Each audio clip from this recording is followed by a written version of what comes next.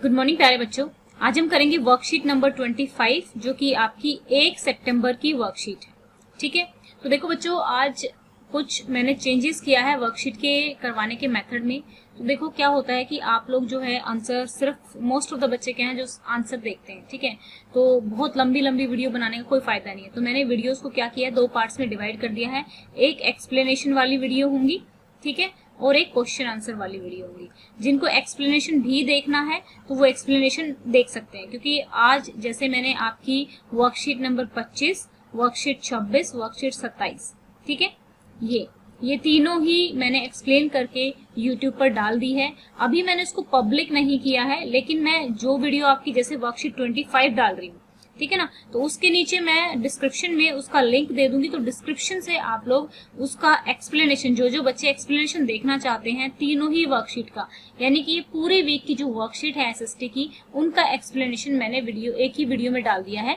ये आपका चैप्टर 6 है, ठीक है, अब की बार जो कवर कराया जाएगा वर्कशीट्स के थ्रू एनसीईआरटी का। तो आप लोग जो एक्सप्लेनेशन देखना चाहते हैं वहां से जाकर देख लेना। जब सारी वर्कशीट अपलोड हो जाएंगी तो मैं उसको पब्लिक कर दूंगी, ठीक है। और दूसरी बात जो हिंदी मीडियम वाले बच्चों को मैं कहना चाहूंगी कि देखो, जो मोस्ट ऑफ द चीजें मैं हिंदी में ही समझाती हूँ, ठीक है। अब समझाने में क्या होता है कि सिर्फ कुछ ही टर्म्स अलग होती हैं, जैसे कि आज की हमारी मैन्युफैक्चरिंग, ठीक है, मैन्युफैक्चरिंग इंग्लिश में है तो विनिर्माण, ठीक है, विनिर्माण हमारा हिंदी में है। तो कुछ शब्द जो हिंदी में इंग्लिश से अलग होंगे वो मैं लिख दूंगी, बाकी जो एक्सप्लेनेशन है वो मैं हिंदी में ही बोलती हूँ। तो आप लोग एक्सप्लेनेशन एक ही वीडियो से करेंगे। एक्सप्लेनेशन की हिंदी और इंग्लिश मीडियम की एक ही वीडियो आएगी। तो ये मुझे आपको बताना था, ठीक है।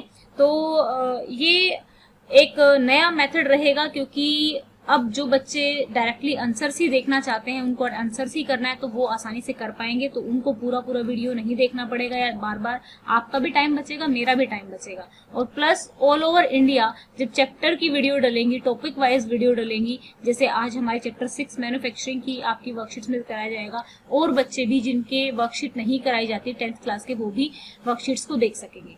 तो चलिए स्टार्ट करते हैं अपनी वर्कशीट। तो बच्चों देखो, विनिर्माण उद्योग, ठीक है, विनिर्माण का मतलब होता है मैन्युफैक्चर करना, मैन्युफैक्चरिंग इंडस्ट्रीज, ठीक है। तो विनिर्माण यानी कि निर्माण करना किसी चीज का।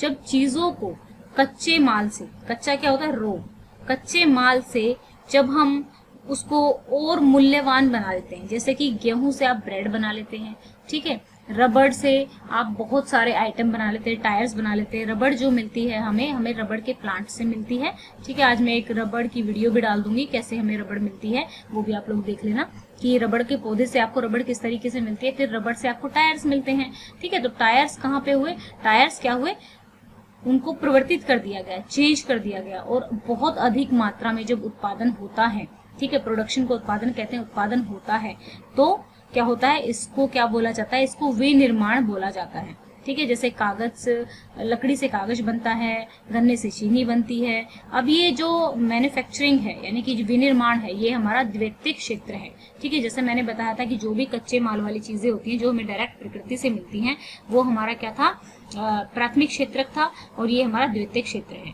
अब देखो, जब चीजें बनेंगी तभी तो लोगों को, अब मान लो कोई फैक्ट्री खुलेगी तो लोगों को रोजगार मिलेगा, रोजगार मिलेगा तो उन लोगों के लिए अच्छा हो जाएगा, है ना। अब मैंने एक्सप्लेनेशन की जो वीडियो है वो अलग से डालनी स्टार्ट कर दी है। जो लोग डिटेल में अच्छे से पढ़ना चाहते हैं, डिटेल में, क्योंकि देखिए ऐसा होता है कि वीडियो के साथ डालने से क्या होता है कि वीडियो बहुत लंबी हो जाती है और आप लोग पूरी देखते भी नहीं हो। तो बेटर है कि मैं आपको क्वेश्चन अलग से करा दूं और एक्सप्लेनेशन आपकी एनसीईआरटी के साथ मिक्स करके करा दूं, तो वो सभी बच्चों के लिए, ऑल ओवर इंडिया सभी बच्चे फिर उसको देख सकेंगे, ठीक है।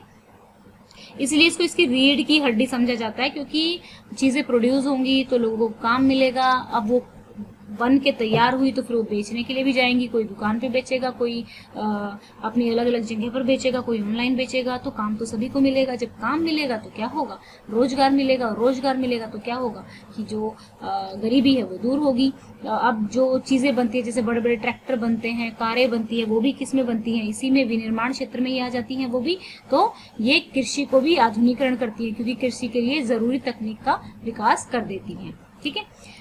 तो जो जिन देशों में ज्यादा विनिर्माण उद्योग होते हैं वो ज्यादा विकसित कहलाते हैं। भारत का विकास भी औद्योगिक विकास से ही संभव होगा।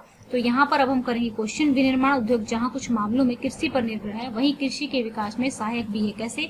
क्योंकि ये क्या करता है, कृषि के लिए क्या करता है, ये टेक्नोलॉजी बनाता है। विनिर्माण उद्योग को क्यों आर्थिक विकास की रीढ़ की हड्डी कहा जाता है? सेम ही आंसर लिखना है। एक तो ये क्या करता है, गरीबी को दूर करता है, दूसरा रोजगार दिलाता है लोगों को। आप अपने जीवन में प्रयोग करने वाले किन्हीं ऐसी 5 वस्तुओं के नाम बताइए जो विनिर्माण द्वारा, उद्योग द्वारा निर्मित है। कोई भी 5 लिख दीजिए, जैसे कि जूते हैं, चप्पल हैं, पेंसिल हैं, ये सब चीजें क्या हैं, विनिर्माण हो रही हैं, निर्मित हो रही हैं, बन रही हैं। निर्मित होना, बनना। आपके शहर में या आसपास कौन से विनिर्माण उद्योग हैं? तो लिख दीजिए, मेरे यहाँ पर एटलस साइकिल है, ठीक है, और मिल्टन की फैक्ट्री है, ठीक है। तो आप भी अपने जो भी आपके एटलस ऐसे करके हिंदी में लिख लेंगे, एटलस, ठीक है, ऐसे हिंदी में आप लिख लेंगे। और इंग्लिश में नाम है तो आप लिख सकते हैं इंग्लिश में भी। ओके, तो चलिए अब हम करेंगे अपने क्वेश्चन। ये हमारा पहला क्वेश्चन, विनिर्माण उद्योग जहां कुछ मामलों में कृषि पर निर्भर है वहीं कृषि के विकास में भी सहायक है। कैसे? विनिर्माण उद्योग कुछ मामलों में कृषि पर निर्भर है क्योंकि कृषि के द्वारा इन्हें कच्चे पदार्थ गन्ना, कपास, जूट, गेहूं, मक्का आदि प्राप्त होते हैं जिनसे ये मूल्यवान उत्पादों का उत्पादन करते हैं। जबकि ये कृषि के विकास में भी सहायक है क्योंकि ये कृषि का आधुनिकीकरण करते हैं तथा उसके लिए जरूरी तकनीक भी विकसित करते हैं। ठीक है, अब हम करेंगे अपना सेकंड क्वेश्चन। सेकंड क्वेश्चन में क्या पूछा हुआ है कि विनिर्माण उद्योगों को क्यों आर्थिक विकास की रीढ़ कहा जाता है? कोई 2 उदाहरण या 2 कारण बताइए। उदाहरण नहीं है, कारण बताइए।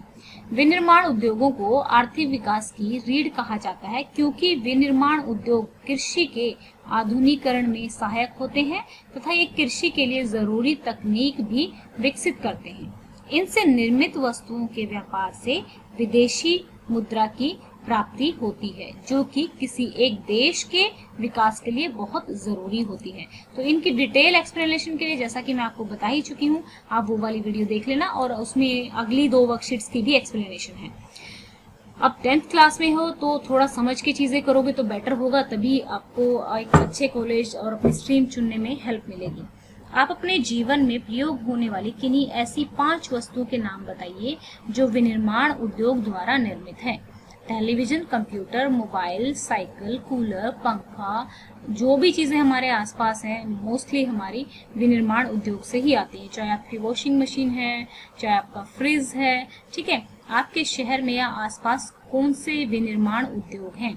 Hero MotoCorp limited, Havells India limited, JK tyre and industry limited, Maruti Suzuki India limited, Dabur India limited. ये नाम आपको लिख देने हैं, ठीक है। ऊपर से हो सकता है थोड़ा समझ ना आ रहे हो तो नीचे मैंने इंग्लिश में लिख दिए, बट आप लोगों को ये हिंदी में ही लिखने हैं, ठीक है।